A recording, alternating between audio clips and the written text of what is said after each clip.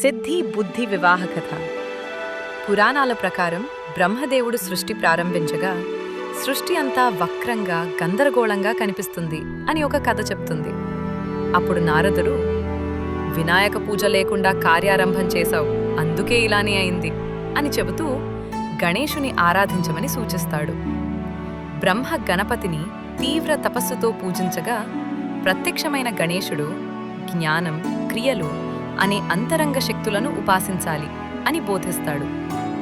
బ్రహ్మ వాటినే సిద్ధి, సంపద, సంపూర్ణత, బుద్ధి లేదా సిద్ధి బుద్ధి, జ్ఞానం, ఆధ్యాత్మిక శక్తి రూపంలో దర్శించుకుంటాడని అంటారు.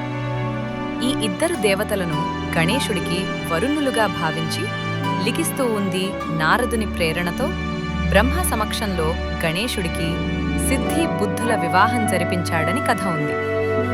మరికొన్ని వర్ణనల్లో బ్రహ్మదేవుడే రిద్ధి, సంపద మరియు సిద్ధి బుద్ధి, జ్ఞానశక్తి అనే ఇద్దరు కన్యలను సృష్టించి దేవతల మనోవాంఛ తీర్చేందుకు గణేశుడికి పెళ్లి చేసేవాడని చెబుతాయి.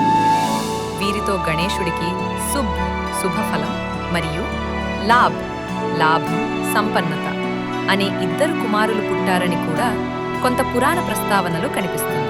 తులసి శాపం, 2 పెళ్లిళ్ల శాపం.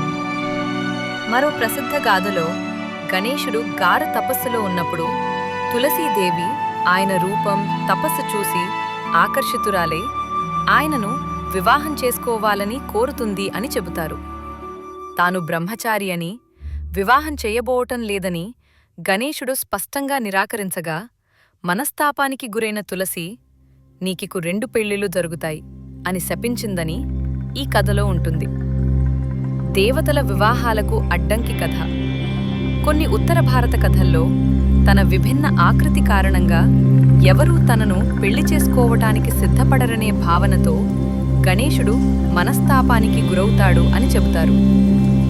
అప్పుడు ఎవరైనా దేవతలు పెళ్లికి బయలుదేరితే వారి రథాల మార్గంలో ఎలుకలను పంపి పెద్ద పెద్ద గుంతలు తవ్వించి వివాహయాత్రలకు అంతరాయం కలిగించమని గణేశుడు ఆదేశిస్తాడని ఒక గాథ ఉంది. ఇలాగే వివాహాలకు ఎప్పటికప్పుడు అడ్డంకులు వస్తుండటంతో అన్ని దేవతలు బ్రహ్మదేవుడి వద్దకు వెళ్లి సహాయం కోరగా బ్రహ్మరిద్ధి, సిద్ధి అనే 2 శక్తి రూపిణులను సృష్టించి గణేశుడికి వివాహం జరిపి తరువాత ఇతర దేవతల వివాహాలు సాఫీగా జరిగేలా చేశాడని ఈ కథ చెప్తుంది. దాని వెనుక ఉన్న బోధ ఈ కథలన్నింటిలోనూ సిద్ధి అంటే సంపూర్ణత, విజయలాభం, బుద్ధి సిద్ధి అంటే జ్ఞానం, వివేకం, ఆధ్యాత్మిక శక్తి అని వ్యాఖ్యానిస్తారు. గణేశుడు విఘ్నాలను తొలగిస్తూ భక్తులకు రిద్ధి, సిద్ధి వరాలు ప్రసాదిస్తాడనే భావనకు ఈ పెళ్లి కథల్ని ప్రతీకగా తీసుకుంటారు. కొన్ని దక్షిణ భారత సంప్రదాయాల్లో ఆయనను బ్రహ్మచారిగా, మరికొన్ని ప్రాంతాల్లో సిద్ధి బుద్ధిల సహిత గృహస్థ రూపంలో ఆరాధించడం కానుకే ఈ వేర్వేరు గాథలు ప్రజల్లో ప్రాచుర్యంలో ఉన్నాయి. సిద్ధి బుద్ధి అంటే ఏమిటి? పదార్థంగా సిద్ధి అంటే సాధన ఫలం, పరిపూర్ణత్వం, విజయం. భక్తికి ప్రతిఫలంగా లభించే ఆధ్యాత్మిక మరియు భౌతిక ఫలితాల సమాహారం.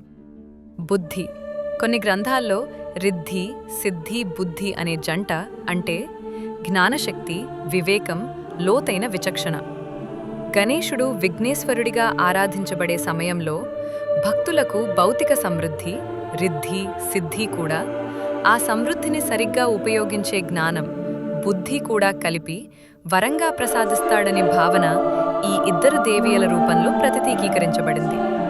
కాబట్టి సిద్ధి బుద్ధి కథలను గణేశుడు చేసుకున్న 2 పెళ్లిళ్ళు అని శబ్దార్థంగా కాకుండా విజయం, సంపద, ఆధ్యాత్మిక శక్తి, సిద్ధి, జ్ఞానం, వివేకం, బుద్ధి రెండూ మన జీవితంలో సమతౌల్యంగా ఉండాలనే తత్వబోధగా పండితులు వ్యాఖ్యానిస్తారు.